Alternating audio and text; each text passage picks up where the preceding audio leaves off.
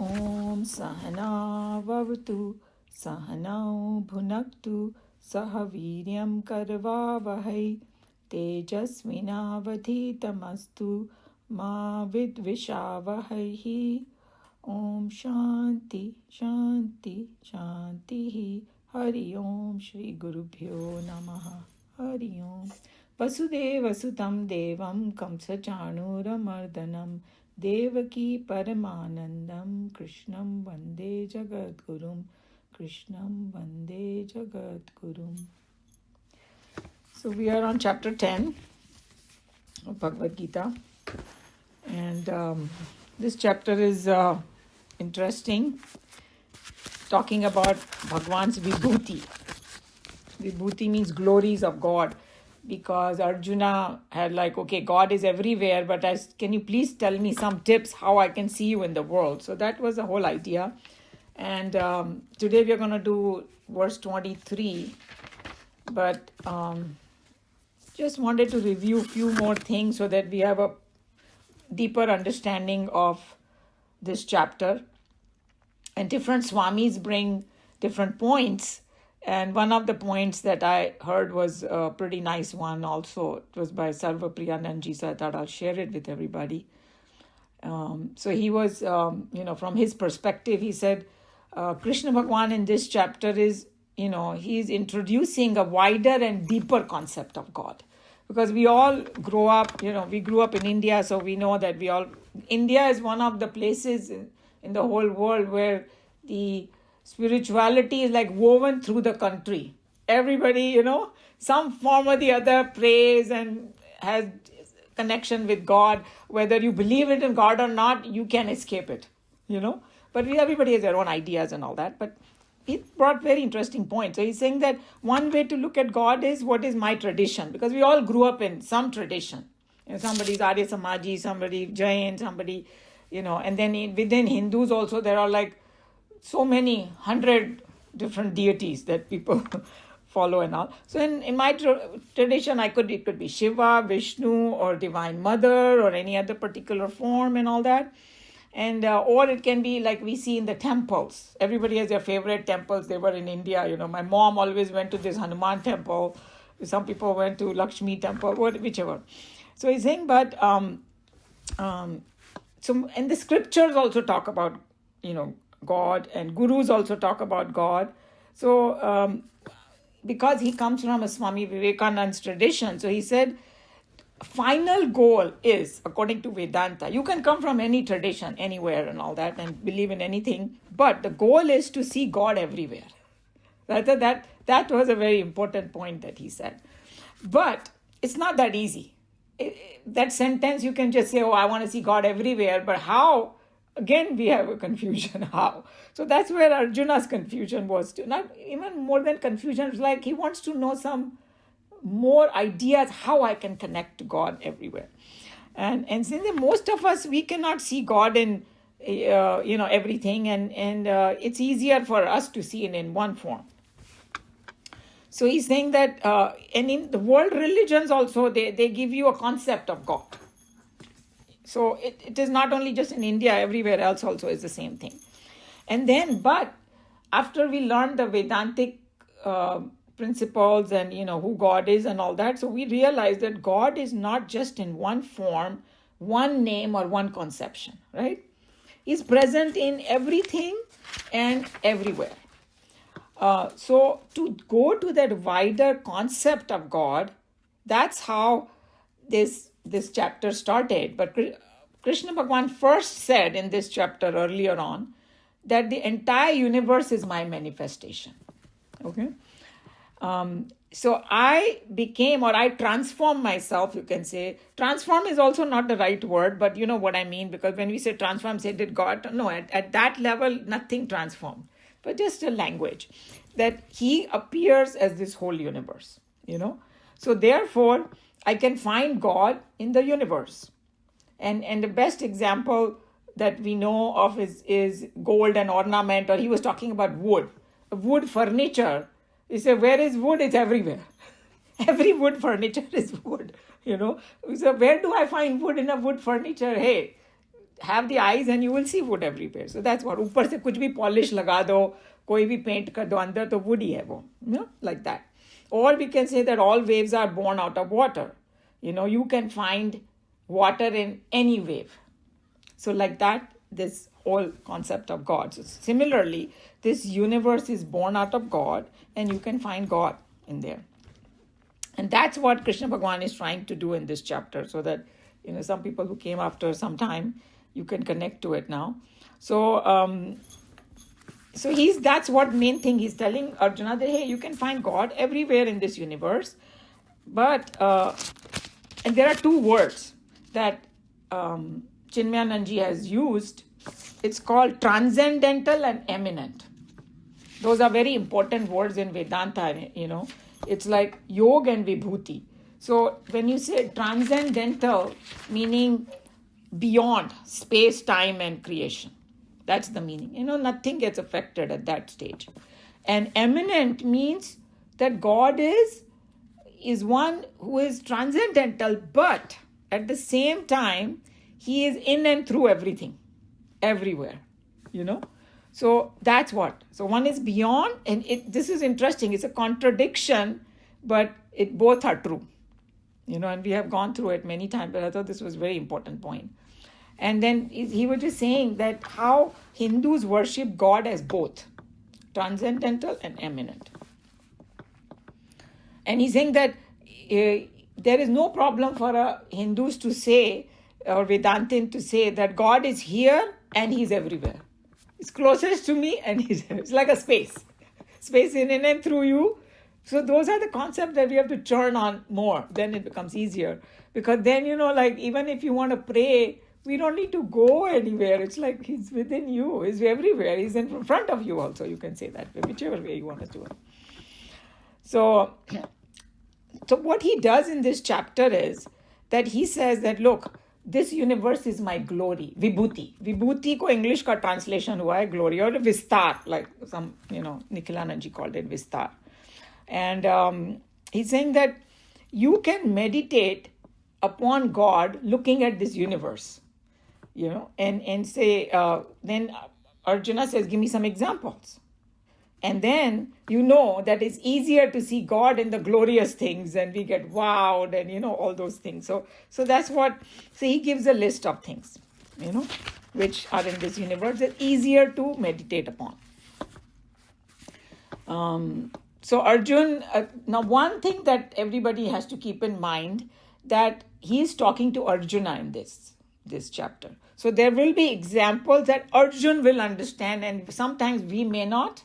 But we will try our best to go back to some backstory, so we don't think that, hey, what is Krishna Bhagavan saying? I don't understand that. So I, did some research to find out some word, and it was very interesting. So I'll share it with you. And then Krishna says, to Arjuna, okay, these are the things, and that's where I am. Think of there, like specific things. And he obviously, we already know, he pointed out the most glorious, most excellent, most powerful, well-known, famous, all these things. And some of these things, we will know immediately. When he says, hey, Himalaya, I'm Himalaya or Ganga or something, no-brainer, we already know. But other things, we will have to kind of go a little bit deeper why he said that. And then he also mentioned some of the stars and moons and things like that, which we see every day. And we already went through those verses before, and that was really nice how he explained that and all that. And then, so he was just reminding one thing, that this is like an intermediate idea of who God is, that he, final thing is Aham Brahmasmi. Okay, that the goal is to get there, So you start kind of from there, and then means think of God. Suppose if you can't have I can't see God in myself. So first you start, think of God in one way, develop your faith, he said, and devotion like we do. And then see God everywhere. And then finally realize, that everything is within me also. So then it becomes non-dual. As he explained it pretty nicely what this is, So because this is very important thing to say, that whatever that same consciousness, bliss, I am that too. And that's the final goal, And it is everywhere within me also. So this is a little background. And then with that, we will go to the verse that we're going to be doing today. The last verse that we did, he said, among the Vedas, I am the Samaveda, because it can be sung and it had some extra qualities. And among the Devas, he was the Indra. We all know Indra is the king of... Among the senses, I am the mind. Mind is the one that, controls the senses. And I'm the intelligence among the living being, Chetana. And Chetana was a very deep word, being conscious. So now we go to the next verse, verse 23. Rudranam Shankaraschasmi Vittesho Yaksha Rakshasam. Vittesho Yaksha Rakshasam Vasunam Pavakaschasmi Meru Shikharinamaham. Rudranam. Among the Rudras, and we will see who are the Rudras and Shankara. Everybody knows Shankar Bhagwan. Shankar. Among the Rudras, I'm Shankar. That's what he said. Cha and Asmi, I am Vittesha. Vittesha is Kuber. The one who's like a Khajanchi of this, heaven, not heavens actually. He's of Yakshas and Rakshasas, and we'll see how very interesting. Kuber. But everybody's heard of Kuber. Kuber ka khajana. And Yakshara Rakshasam. Yakshas and Rakshasas. So why is Krishna Bhagavan talking about Yakshas and Rakshasas? We'll see. Because remember, God is everywhere. He doesn't want us... we may be looking at ye wo hai Bhagwan ke liye sab barabar. He will, he represent everybody. Vasunam, among the Vasus. And we'll see who the Vasus are. Pavakaha. And that Pavaka means Agni. That's another name of Agni. Cha and Asmi, I am Meru. Now this we must heard of Mount Meru. We will see what it actually means. It's instead of a physical plane, it's more a spiritual plane. Shikhiranam, mountains. Actually, Shikhar means mountain top. उस mountain का शिखर, तो जो ऊंचे ऊंचे mountain होते हैं ना जिसमें हाई पीक्स होती है, उसको बोला गया ये. Because sometimes the translation becomes you lose it what they are trying to say. खाली mountain बोला तो there is another one when he say among the stationary things I am Himalayas. So he talked in the Himalaya in a slightly different way, even though it's a mountain. But here more emphasis is on the one that has a shikhar, some kind of peak, high peaks. That's what we have to think about. Aham is I. Okay. So he says that among the Rudras, I am the Shankar. So he say, ये शंकर भगवान तो मैंने सुना था कि भाई ब्रह्मा विष्णु महेश वाले शंकर, रुद्र का क्या हुआ? So the classifications are different in different Puranas, and there is a lot of reason behind it. So we have to think about what is this Rudras. There are 11 Rudras, it seems, huh? And these are all called Rudras. So I'll tell you a little more about it, but just to give an idea that, some of the Puranas, Shankar is a one specific kind of job and all has been given over there, okay? But the word Shankar is Sam Karoti, it is Shankara. So it's like the one which does auspicious. Auspiciousness se Shankar ko connect kiya gaya. Who is the most auspicious? Even though Shankar Bhagwan ka jo वेशभूषा है ना, वो world के दृष्टि से देखा जाए तो इनऑस्पिशियस जैसा दिखाई देता है. सांप को गले में लगा लिया, भस्म, चिता की भस्म, जहाँ dead bodies are being burnt, he picks up that and puts it. लेकिन वो शंकर के ऊपर जाते ही सब auspicious हो जाता है. So he's trying to give you a message that nothing is inauspicious in the world. Death and birth is this, same thing kind of from the Vedantic perspective. So auspiciousness is the main thing over here. Most auspicious actually, Shankar Bhagwan. And then Rudra, usually usko jo ek Rudra roop bolte hai na, it is supposed to be like a terrible roop of Bhagwan. Because Shankar Bhagwan ko ek tarah se jab he wants to annihilate something, तो एकदम रौद्र रूप धारण कर लेते हैं. और वो फेमस स्टोरी भी है कि जब वो शादी करने के लिए गए और वो अपने वही ओरिजिनल फॉर्म में गए तो उनकी जो होने वाली सास थी वो तो बेहोशी हो गई. एंड देन सभी लोगों उनके बारातियों ने बोला ये क्या कर रहे हो. ऐसा कोई जाता है क्या शादी करने के लिए. फिर it's a very interesting story that Vishnu Bhagwan makes him into a very handsome and जैसे बोलते हैं ना दूल्हे को सजाया गया, फिर वो सब बहुत खुश हो गए, इतना हैंडसम है. पहले सब देख के बेहोश हो गए, भाग गए सब. उनकी सखियां सब डर के मारे भाग गई स्नेक वेक देख के. Anyway, so that's what Rudra means. The word Rudra means terrible. And then what main thing about destruction, is a god of destruction. It's not a negative destruction by any means. Very auspicious annihilation, because in the world, without annihilation, you cannot create. That's the law. कोई नया घर बनाना होता है तो पुराने को तोड़ना पड़ता है कि नहीं. So, and this manifestation, maintenance, and creation, it's a continuous cycle. If one of them gets messed up, the cycle cannot continue. So to create new thing, you have to annihilate. So that's how we have to see. It's a very auspicious annihilation. And without dying, new birth cannot happen. Whichever way you want to look at it. So that's a very, very kind of important point that we have to understand. Even if somebody was saying that you eat apple, it gives you nourishment, it becomes part of your body, but what are you doing to the apple? Apple is getting killed. In a very crude manner, I'm saying. So that's what it is. It's a cycle. And when we read Swamiji's commentary, then he's going to put some more points about it. So basically the annihilation is to rise something more wonderful, more beautiful, that's how we have to look at it. So here he's talking about the power which annihilates and gives rise to something more auspicious. So that is Shankar. So he is it, Bhagwan's Vibhuti. And then Nikhilanandji was saying that how we have so many hymns also, Chidananda Rupa, Shivoham, Shivoham, that auspiciousness is connected with the Brahman also. So it is part of Brahman only. So this is how we have to look at this auspicious thing, So now the 11 Rudras.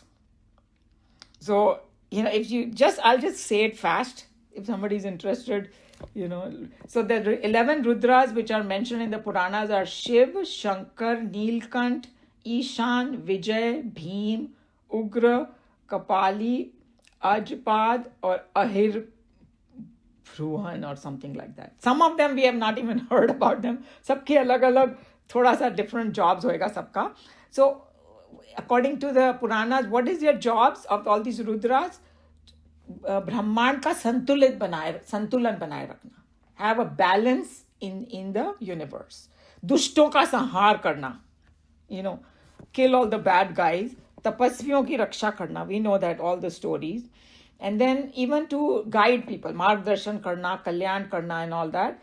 And then out of these 11th Rudra, Shankar is the main, Pramukh, and he, because his job is annihilation. बाकी लोगों का अलग अलग job दे दिया होगा. शंकर के ही कई रूप समझ लो, महादेव के कई रूप, whichever way you want to look at it, And then another point is that on one hand he does annihilate, but ये अत्यंत प्रिय और व्यापक रूप है among the Rudras, okay? कल्याण करने वाला, सौम्य मतलब एकदम करुणामय, इसलिए भोलेनाथ बोला गया उनको, right? He gets easily उनको खुश किया जा सकता है. एंड लोक हितकारी, ज्ञान और वैराग्य के प्रतीक, बिकॉज हमेशा उनको मेडिटेशन में दिखाया है, he sits in the meditation, वैराग्य के प्रतीक. भक्त वत्सल, सो भक्तों की रक्षा करना, दुष्टों का नाश करना, वेदों और धर्म की रक्षा करना, तपस्वियों को वरदान देना. So these are I think very very interesting things about Shankar Bhagwan. So that he said that among all the Rudras I am Shankar. Now you understood why he said that, because he's the main guy out of all these 11 Rudras. His job is the main one. So after that he said, among yakshas and rakshasas, so ये कहाँ से आ गए भाई? तो उनकी भी विभूति है, okay? उनमें कौन हूँ मैं? I am the वित्तेश, जो वित्त मतलब मनी, वित्तेश मतलब जो बॉस होता है मनी का, खजांची, treasurer, जिसके पास सारा माल है, that's the person. So how Nikhilanandji was explaining that since Bhagwan is everywhere and good, bad, everything. So he said that Rakshas or Yaksh, we can learn from them also, he said. He's not saying that go become Rakshasa, nothing like that. But just to get an idea that who are these guys. Rakshas abhi bhi hote hain, So even in the negative things in the world, we can learn something from them. And then he gave a very interesting incident. जब रामायण की बात आती है तो सब लोग कैसे रावण तो एकदम bad guy, like even children, whenever they show him, terrible, absolutely, and he did so many bad things and this and that. But whoever knows Ramayana maybe know about this or maybe not, I'm not sure. But it seems that after Ramchandraji killed Ravan, and he was not killed, he shot him, and he was on his deathbed. Okay? When he's on the deathbed and he's like going to die but not dead yet, can still talk and all that, it seems that Ramchandraji told Lakshman, go and learn something from him. Lakshman, I think Veeraji knows, she's shaking her. Hey, Ravan, even Lakshman was like, what's going on? So, but Ramchandra ne bola, he also respects his older brother like a god only. So he said, okay, जाना तो पड़ेगा, अभी बोल दिया, तो वो बड़े अभिमान के साथ ना, ये क्या सिखाएगा मुझे? He went and stood near his head. So Ravan didn't say anything. So he came back, ऐसे इसको कुछ नहीं आता है, रामचंद्र. I'm just उसको थोड़ा मसाला लगा के बोल रही हूँ ये स्टोरी. इसको कुछ नहीं आता है. तो रामचंद्र ने बोला नहीं, you are a student there. Don't go with the arrogance. Go with humility. Then you will learn something. So then he goes and stands near his feet, does his pranam and says, I want to learn something from you. Please teach me. So it seems that and a couple of interesting things he told him was that, don't ever underestimate your enemy. That's what I did. I thought ye mana aur ye bandar kya kar lenge mera. See, dekh mera bhi haal dekh. So don't ever estimate your enemy. And then he said, don't ever underestimate a disease and fire. I mean, such disease, because we saw what happened with the COVID. One little virus that nobody could see, sabko ghar mein bitha diya. For a couple years, not even just like a month or two. Don't underestimate a disease. Don't underestimate a spark. It can burn your whole house, whole nagar. We saw what happened in LA. And there was a Chicago fire, it seems, but burnt for months or something crazy. So I'm just telling you that wo Rakshas hote hue bhi, because he was actually a very learned person. Certain traits in him, later on he did some bad things and all that. Otherwise he was a Mahagyani and all that. So these Rakshasas also, some personalities were quite amazing. And Raja Bali also is supposed to be, very high up there. And he was Rakshas Kulke the wo bhi, and things like that. So that's what it was. So उनमें जो राक्षसों में और ये यक्ष कौन होते हैं, इनको सेम कैटेगरी में डाला गया है. बिकॉज भगवान ने ज़्यादा नहीं, नेगेटिव के बारे में बहुत ज़्यादा नहीं बोला है, मगर फिर भी just to give an idea that I am everywhere. So ये यक्ष जो होते थे ना, वो मैं थोड़ा उसका पता किया कि क्या, because I didn't know exactly who the Yakshas were. So these are some astral powers. They are not of this world, astral world. And the way the Hindi में ऐसे describe किया, रहस्यमयी आकाशीय शक्तियाँ जो धन, सौंदर्य और गुप्त विज्ञान से जुड़ी हुई हैं, and there are like things that are not very obvious in the world, and it could be connected with the mental power, some different kind of power, beauty, health, happiness and all that. And it has a very secretive tantric urja, people who follow tantras and things like that. And then it can also give more ayu to you, amrutatvam, but not like we know that body ek din to mare gayi, not like that, but giving little more age to you and all that, extra years. And then also if whoever heard the Mahabharata story, that Shikhandi went to fight, in the war, and that's how Bhishma Pitamaha, फानों की शैया पे late गए. तो at that time उसने यक्ष का सहारा लेके this Shikhandini was like a woman and man mixed kind of thing, but he became more a man for a day, and because the law was that women cannot go and fight in the war. So he said, look, I have become a man now today. Yeah, so उसने यक्ष का सहारा लिया था, just to connect that, and so that's what these yakshas are, and rakshasas कौन है?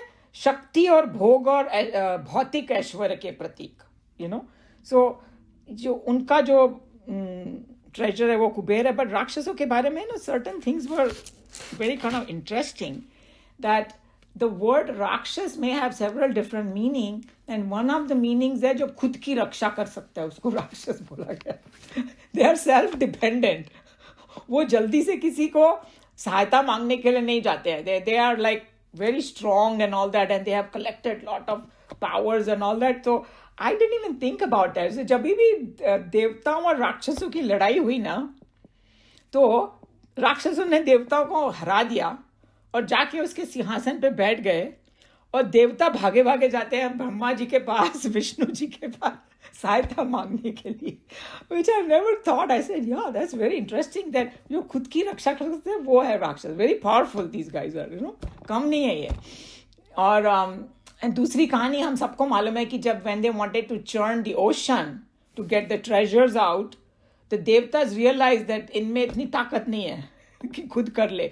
तो फिर शिव जी या Brahma ji, I don't remember, one of them ने उनको सजेस्ट किया, जाके उनसे हाथ मिलाओ, साथ में करो, तभी तुम्हारा काम होगा, अकेले तुम कुछ नहीं कर पाओगे, तुमको राक्षस की शक्तियां चाहिएगी. So see, there are some positive sides to this Rakshasas also, So उनका जो treasurer है इन दोनों का, Kuber. So what is his role? इन दोनों के बीच में संतुलन और नियंत्रण करने वाले इस कुबेर, धन के धर्म संगत प्रयोग के प्रतीक. So in a way, even though he's a treasurer of the Rakshasa, उनमें भी कुछ values होते होंगे. बोलते हैं ना, चोर भी होता है ना, आपस में जब बांटना होता है ना, तो they want to be honest with each other. चोरी का माल लेके आएंगे फिर honest. So anyway, धर्म संगत प्रयोग के प्रतीक. And so that's why भगवान, because he's supposed to keep the balance, and धन और वैभव और शक्ति के नियंता है कुबेर, तो इसलिए भगवान ने उसमें भी अपनी विभूति दिखाई. कि किसी को बहुत मन हो कि भाई कोई नेगेटिव चीज में देखे, तो चलो कुबेर को देख लो. सभी को खुश कर दिया भगवान ने. You can pick your favorite ones. So this was about them. So interesting things about them. Next he said, among the Vasus, पावका अग्नि. सो ये वसु का क्या चक्कर है, राइट? वसु भी is very interesting. Who are the Vasus? प्राकृतिक तत्वों और ऊर्जाओं और जीवन की आधारशिलाओं का प्रतिनिधित्व करते हैं. This is very high Hindi. 8 Vasu होते हैं. प्राकृतिक तत्व means all the elemental things, okay. And there are 8 Vasus जो है ना, उनका नाम है धारा, अनिल. अनिल भाई आपका नाम भी है उसमें वसु में, तो यू वायु के देवता is Anil, okay. Dhara is पृथ्वी के देवता. अनल इज अग्नि के देवता. Pavaka is the same. So Agni, Anal and Pavaka is the same. Apah, you have heard of this word in Bhagavad Gita. Apah means जल के देवता, पानी. देन प्रत्युष, जो सुबह की लाली आती है ना, उसका भी एक देवता है. जो before the sunrise happens, the whole sky becomes red. So वो प्रभात को, उसको उस टाइम को बोलते हैं प्रभात. उसका भी एक देवता है प्रत्युष. ध्रुव इज दैट, ध्रुव तारा जो बोलते हैं ना, स्थिरता का प्रतीक. It is like a, we know that it is always at one spot in the sky. Som is Chandrama, उसको रसों का स्वामी बोला गया. These are all the Vasus. Prabhas, last one, प्रकाश, तेज के देवता. Because we when the sun comes out, प्रकाश हर जगह फैल जाता है, तो प्रकाश को वसु बताया गया है. So the way I'm looking at it, it's a different classification of the things, functions that are happening in the world. They have personified them, and Bhagwan can do anything. If somebody prays to a Vasu, maybe they can manifest themselves and come. I don't know. Up to your imagination. But ये सृष्टि के आधार हैं.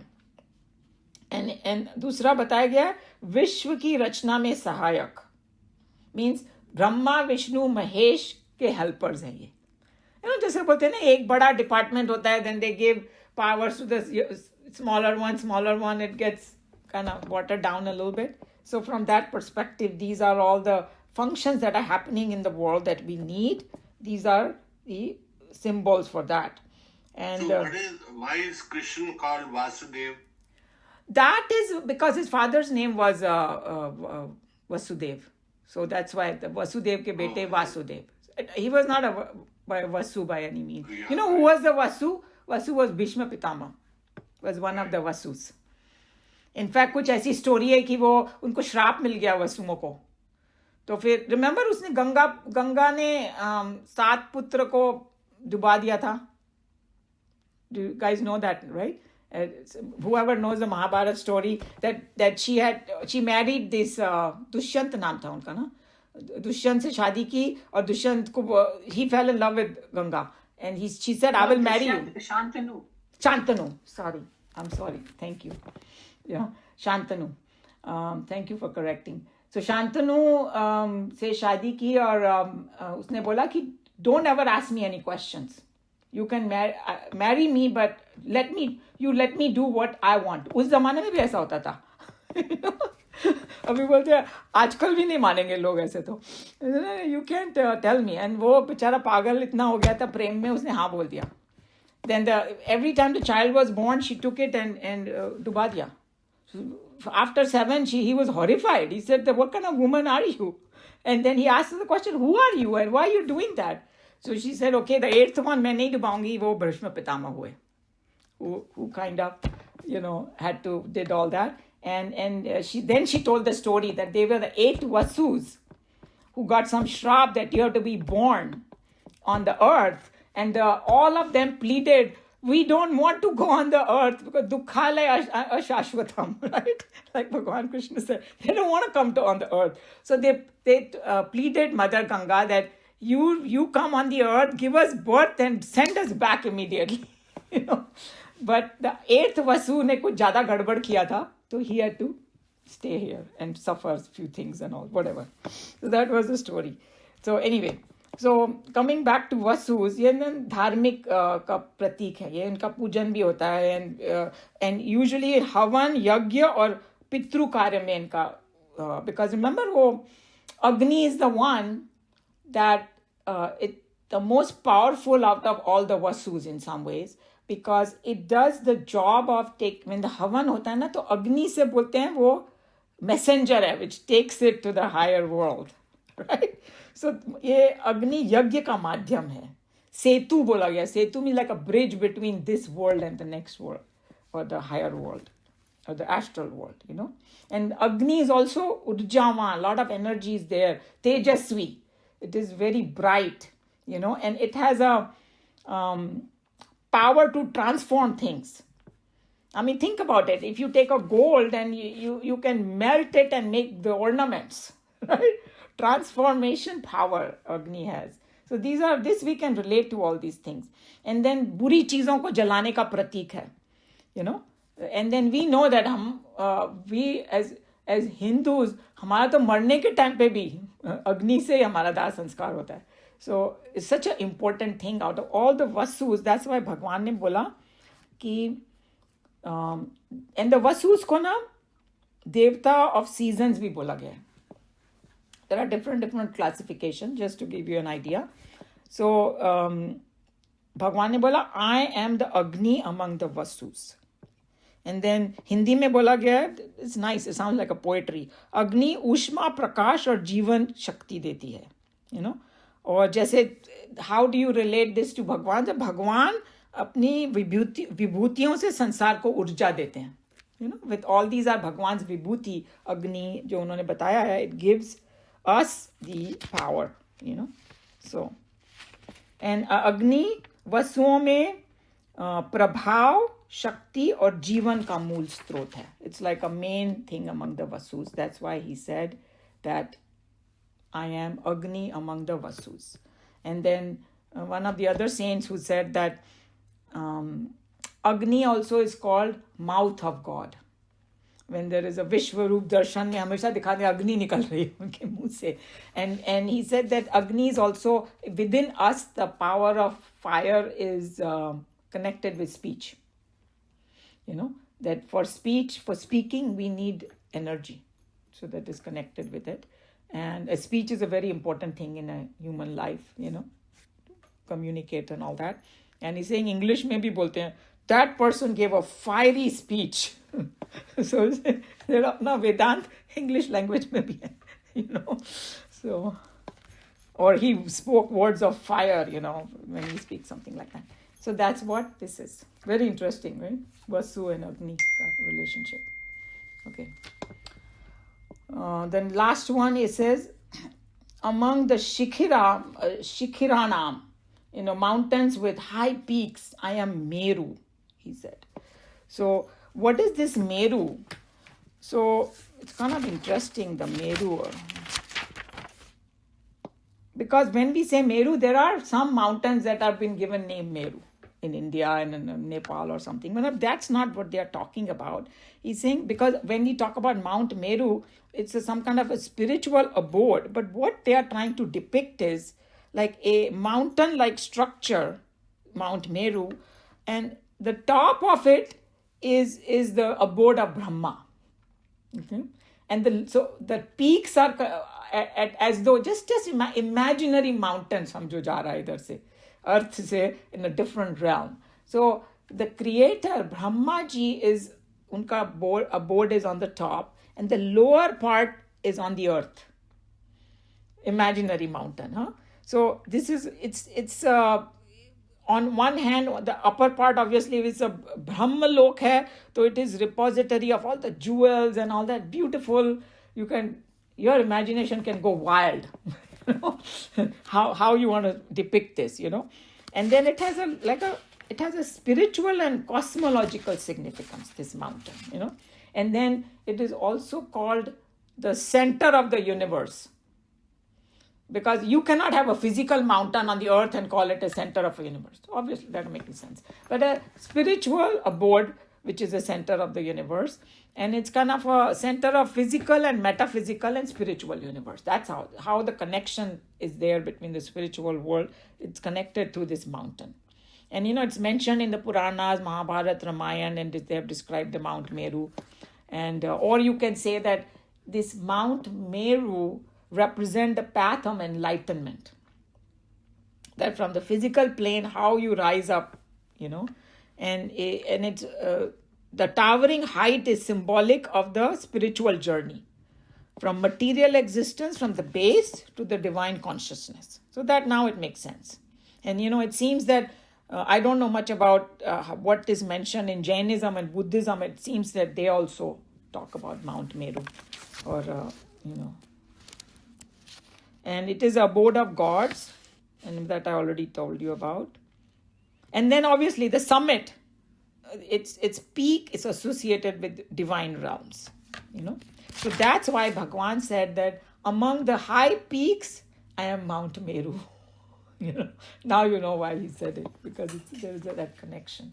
So that's what it is. Any question? Any comment?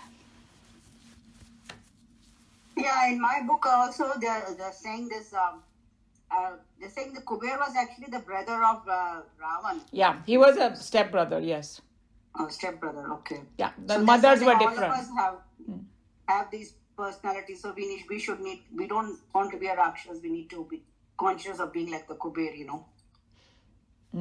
Yeah. And also this Meru, they're saying, as you said, is metaphysically we can also say that Meru is the highest place in our divine consciousness, the cerebrum where the soul dwells. And also they call the our spinal cord, you know, is also called the Merudand. Right, you are absolutely right. Very good. Yes, yes, Merudand. So now you know the Meru is used. So even in the yogic thing that the highest is Meru. And okay, that's very nice. Yes. Mm-hmm. Yeah, thank So you it's for saying that. the soul is actually the meaning of this is the soul is actually more powerful of the body of the kingdom, like So we have to give more importance to the soul, do things which are taking us more towards soul consciousness. Yeah, I think great symbolism, yes. And between Kuber and Ravan, the story is that वो जो विमान था ना जिसमें रामचंद्र जी वापस आए थे वो कुबेर का था. तो ये उसने उसका ले लिया. He threw a tantrum with his dad that I want that विमान. फिर डैड ने नहीं दिया तो फिर लड़ाई वड़ाई करके ले लिया. जैसे ब्रदर्स में राइवलरी होती है ना. So अपना पावर से उसने उसका चुरा लिया. Anyway, so that was. And now you know why his Lanka was all सोने की लंका. उसका भाई कुबेर था. उसी से बोरो किया होगा सारा. I don't know. I don't know. But that's the connection, yeah. They had the same father but different mother. Yeah. No, but Ravan was a king also. He conquered so many things. Yeah, he was a Rishi Putra. He was his, he was a Rishi Putra. Mother was from the Rakshas school. That's all. Correct. So, but शुरू में एक आया था एक serial जैसा आया था उसका नाम ही रावण था. मैंने देखा था वो. उसमें रावण के पर्सपेक्टिव से बहुत सी स्टोरीज बताई थी. तो उसमें बताया था कि शुरू में वो बहुत अच्छा था. He was, but he knew all. That's why. Yeah, he did a lot of good things. Brahmin तो था ही वो. Right. He just his ego became more bigger than him. That's what. Yeah, and then it seems that उसका जो मामा था ना वो not मामा उसका नाना उसने ये सारी कॉन्स्पिरेसी की थी. उसने भेजा था अपनी बेटी को कि जाके उससे शादी कर. Yeah. Because we need a child who has both Rakshasa and the Rishi ka gun, and then he's the one who's going to become the king. So it is a very interesting, the whole thing. That how they conspired to have this Ravan as a child, and in the beginning the influence of father was more. He उसको यज्ञ तभी तो उसको सारे वेदों का ज्ञाता बताया गया है, because father taught him everything. But then वो नाना को पता चला कि अरे ये तो सब ज्यादा तो ये ऐसा अच्छा आदमी बन रहा है, अभी तो हमारे राक्षसों का क्या होगा. So then उसने मदर को बोला अपना इन्फ्लुएंस लगा इसके ऊपर अभी ज्यादा. So then they उसको मोड़ लिया negativity की तरफ. So the whole thing is very psychological, very interesting story, how it happened, how people try to influence him. So he was more like almost like a puppet in their hand. It's very sad, but he was a puppet in the hands of other people. So, But didn't he go to heaven? I mean, moksha? Because he was like Jai Vijay. If you go to the backstories, then more things get revealed. That they were Jai Vijay, the two doorkeepers of Vishnu, who got उनको कर्स मिला था, because उनको अभिमान हो गया था. तो बोला 3 बार तुमको जाना पड़ेगा, या तो तुमको 7 जन्म लेने पड़ेंगे अगर अच्छा बनोगे तो धरती पर. ये सब लोग आना नहीं चाहते हैं वहां से धरती के ऊपर. तो बोला अगर नेगेटिव लाइफ होगी तो 3 मिलेगी. तो जय विजय चोज नेगेटिव लाइफ्स, बिकॉज जल्दी हमको खत्म करके तो तुमको भगवान से दुश्मनी का जैसा बोलना नाटक करना पड़ेगा या जो भी. So it was like a planned thing in some ways. So he came as a Raman. So then उनको उसका that was उनको एंड में तो मोक्ष मिला ही. Then वो उसको कंस भी बनना पड़ा actually. So सब अपना कर्म खत्म करके फाइनली वो वापस वैकुंठ चला गया. अपना थोड़ा पनिशमेंट देना पड़ा सुधारने के लिए. Some people say he didn't get moksha, though he was killed by Ram, because he took the form of a saint or rishi to kidnap Sita. So that was the worst thing that he could do. He could have kidnapped her, but he shouldn't have taken the form of a saint. Oh yeah, so there are so many different stories. The whole idea is that किसी ने बोला कि भगवान से अगर दुश्मनी मोल ली ना और सारा टाइम उनके बारे में सोचा तो भी तुमको मोक्ष मिल जाएगा, except your life will be miserable and nobody will keep that child's name as Ravan. Why you want to go on the negative side? Lekin he was obsessing over Ramchandra ji the whole time, obviously. So that connection and obsession will take him to moksha. So there are all kinds of stories, but it depends on what you want to believe. India mein there are so many different aspects of the story and all, but they are interesting. They tie up with each other and all that. Let's see. We can read the commentary. Any volunteers to read?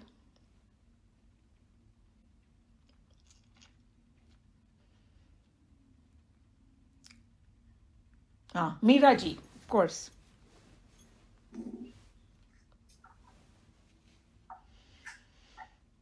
And among the Rudras, I am Shankara. Among the Yakshas and Rakshasas, I am the Lord of Wealth, Kubera. Among the Vasus, I am Pavaka, Agni. And among the mountains, I am the Meru. O Rudras, I am Shankara. In reading these portions, modern students must remember that Gita was especially sung for the treatment of one particular Arjun. No individual can stand apart from the influence of his age.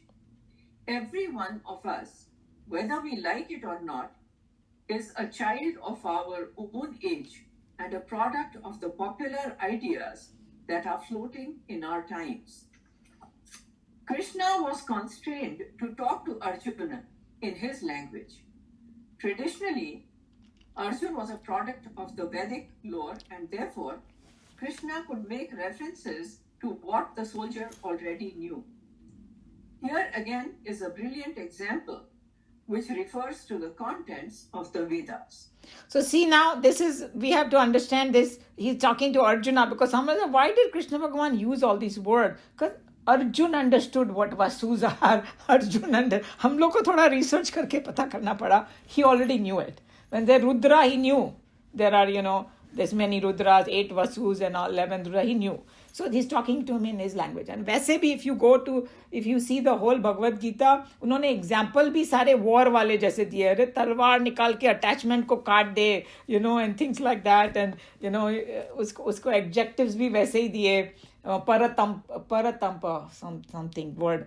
That you are the scorcher of the enemy. You can annihilate your enemy and things like that. So he's talking to Arjuna. So Swamiji just want us to keep in mind that he's talking to him in the language that he understood. If Krishna Bhagavan comes today on the earth, he might talk about AI or something. Give an example that among the AIs, I am this, jo bhi jo best hoega, what type of. That's what it is. But I think to me, when I went and researched all these things, who are Rudras, who are Vasus, they were very interesting.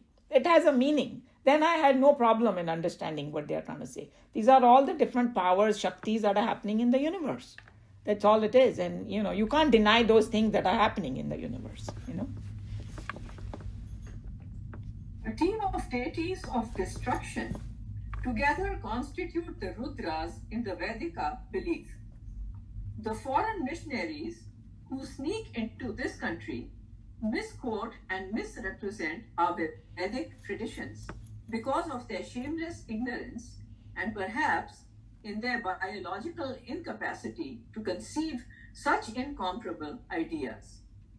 The tragic history of our country during the last 200 years gave these distorters of our ancient culture a respectable place in our society, and under the direct patronage of our foreign rulers, they scramble to be the teachers of our children. The missionary colleges and schools have the dangerous dens for minting out counterfeits of educated Hindus. We are all at present representing in ourselves this forged wealth, which from a distance looks as education, but on careful analysis, it is bound to be useless for transaction. Swamiji's all frustration and how he felt coming out over here. And I'm sure that our generation can identify with a lot of this, that how we had no clue about all the Vedantic things, and we thought it's all hodgepodge. And, it's a foreign mischief that if you don't understand what it is and then you feed half-truths, and couple of generations went like that. Even my parents, they didn't study all the Vedanta and all that. And they would just say, just do this puja and that's it. No question asked, भाई क्यों करते हैं, कैसे करते हैं, क्या उसका purpose क्या है, किसी ने नहीं बताया, कि क्या करते हैं. So we were victim of this kind of thing, but now, thank God that there are so many organizations and all, and the Vedic studies are becoming more popular now, and you can see that, they are very scientific, very understandable. You spend a little time and you can connect to it beautifully. That's what they're trying to say. So I'm sure when he came down, he faced a lot of opposition, and I think sometimes when the foreigners try to analyze and translate and all that, they can make quite a big mess out of it. Sometimes you even translate the word, it doesn't come out right. Shraddha ko khali faith bola, it won't come out right? And even Chetana, we were discussing that there is no, conscious bola, to people start thinking it's consciousness. No, it's not that. Chetana has its own meaning. You can write an essay on it, So that, we have to go more deep into it. And we are lucky that we are culturally connected to India, so we can understand these things faster, because we have grown up with a lot of these things. We just don't know the true meaning, but with these saints and sages, their commentaries and all, we can understand it now. I feel very thrilled about it, The concept of Rudra as the deity of destruction is to be recognized by every student of life, because destruction is a necessary precedent to every subsequent construction. The flower must die away to yield its place for the fruit to mature. The fruit must perish for the seeds to come out.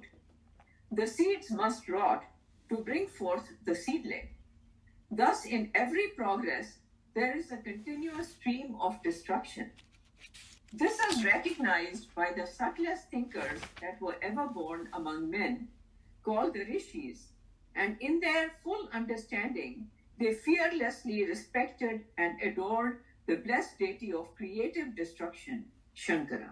So Swamiji explained it absolutely beautifully, right? That Yes. to do any kind of construction, destruction is not negative.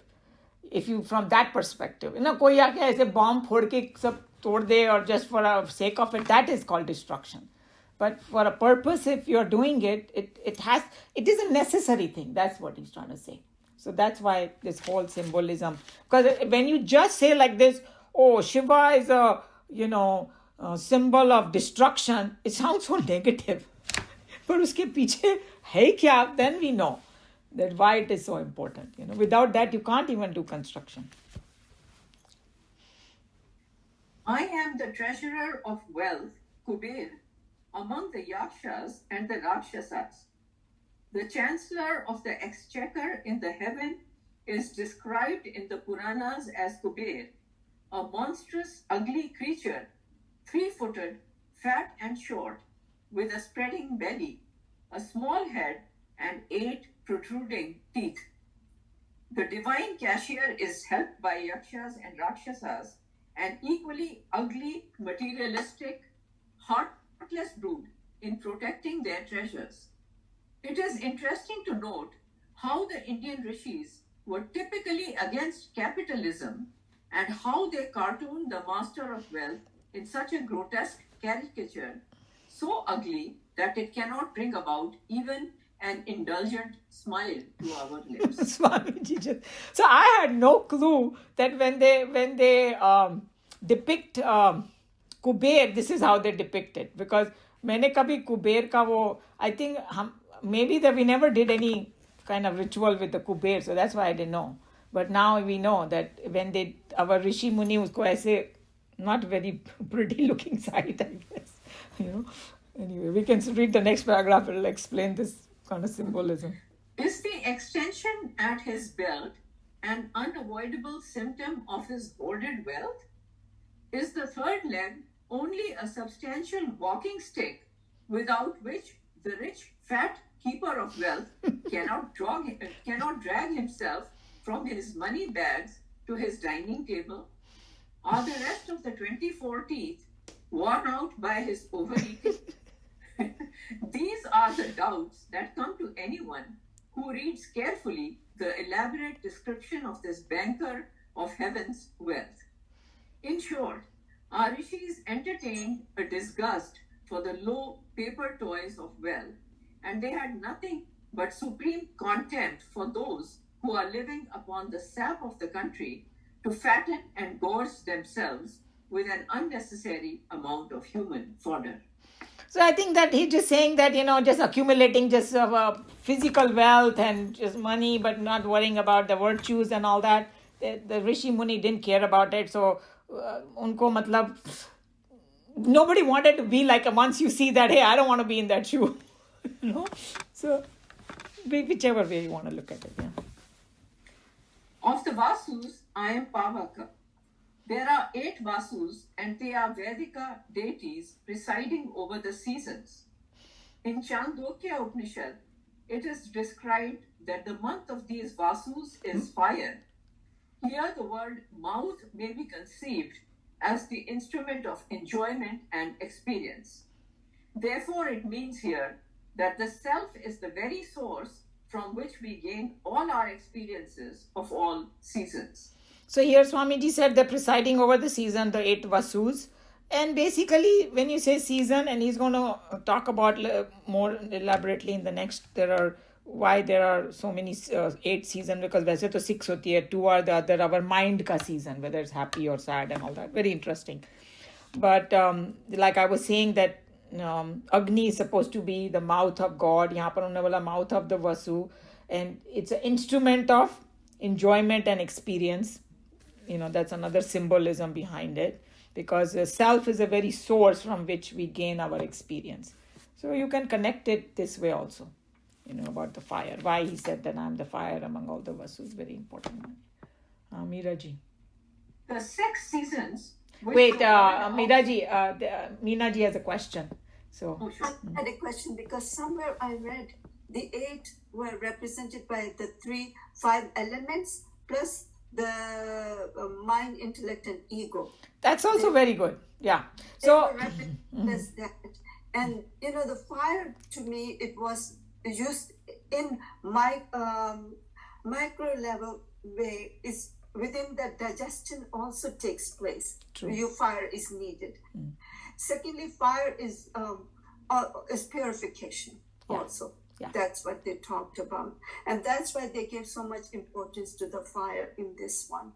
Yeah. I mean, this is one of the, explanations. No, very good. And I always enjoy the multiple explanations, because that's how Bhagavad Gita is. If you start researching on one particular thing, you will find different facets, and all of them are fascinating. And it kind of deepens your understanding. So whatever you said, even that classification is very good.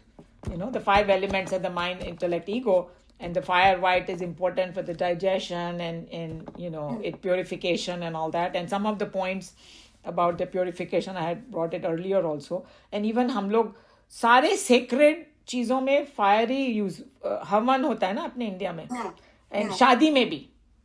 अगर वैदिक ritual से शादी करो without fire, we cannot even take our vows. नहीं तो अपन दीपक भी तो दीपक जलाते हैं. Exactly. सारे हमारा spiritual thing fire से ही हम represent करते हैं. And there are other kind of true cooking also. The outside fire, inside fire, both are important for that digestion. I was going to say other religions also give a lot of importance to fire. There is that Parsis. उनका तो मतलब they don't let anybody go in their mandir called Agyari. I'm from Mumbai, and a lot of Parsis are there in Mumbai, so I've never seen Agyari from inside, but I'm told that they don't have any other deity, they have a fire.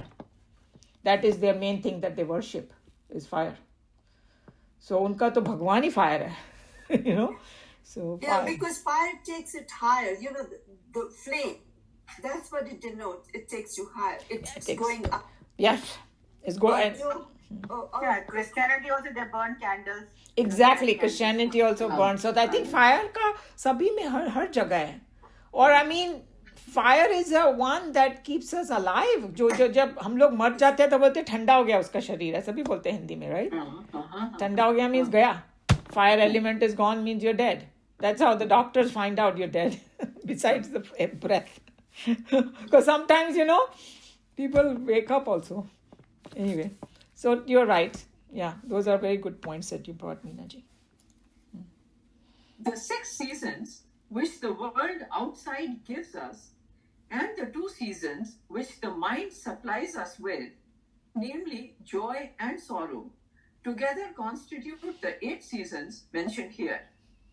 Even the springtime flowers will be shedding tears for us if at that time we are in a tragic bereavement, while even the naked trees of the autumn season will be quivering with joy for us, if in that season we have a joy of success, unexpected and complete.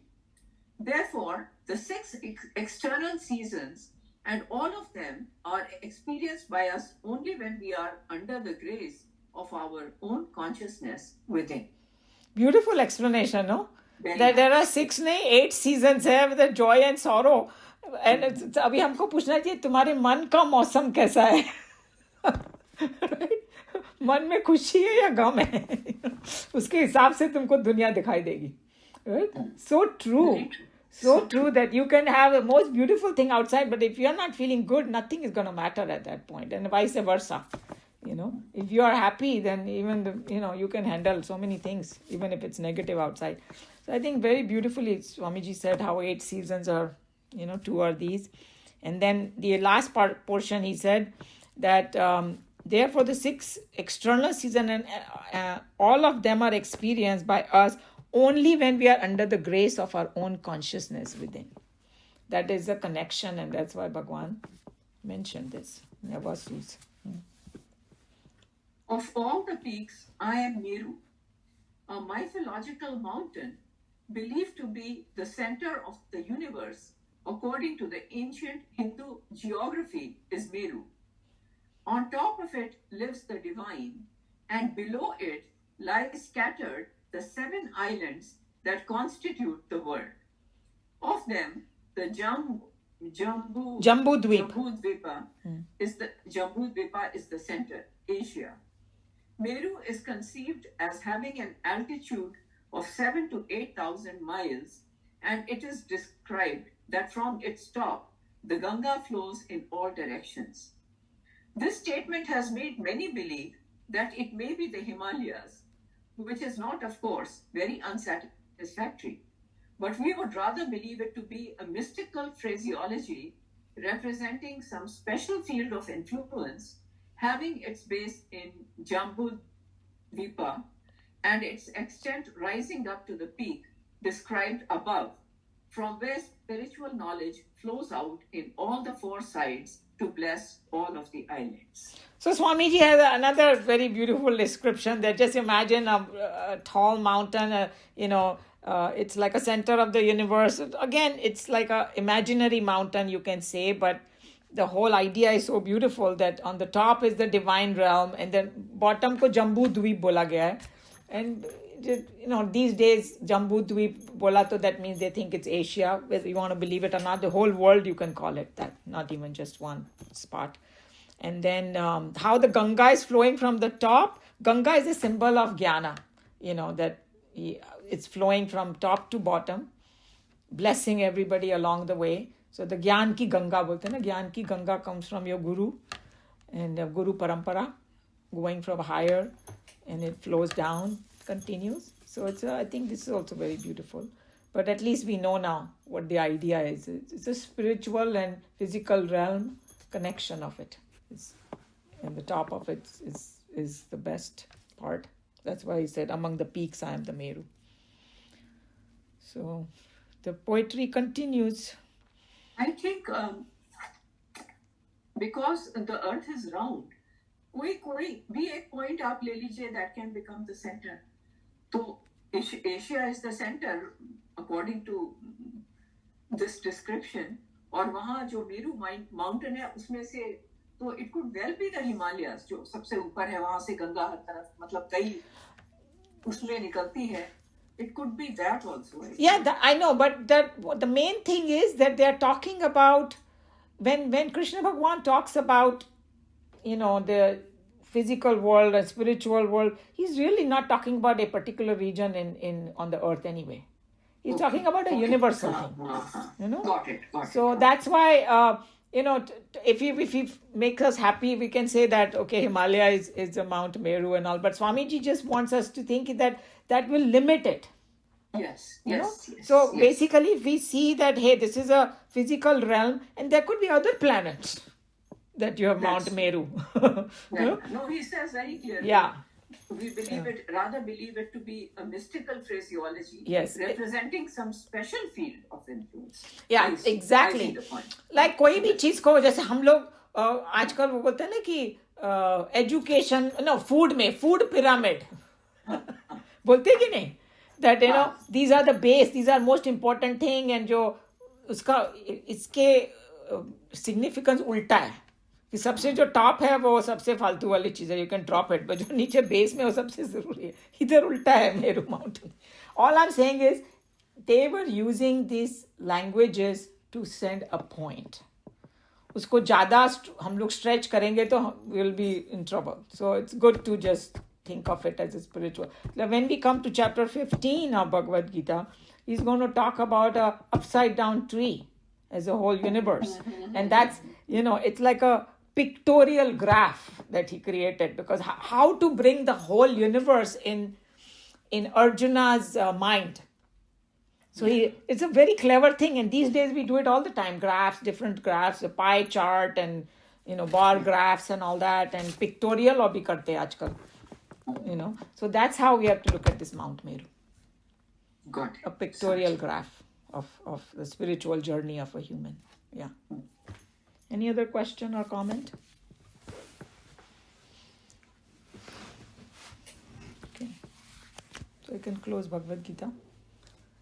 सर्वधर्मान् परित्यज्य मामेकं शरणं व्रज अहं त्वा सर्वपापेभ्यः मोक्षयिष्यामि मा शुचः.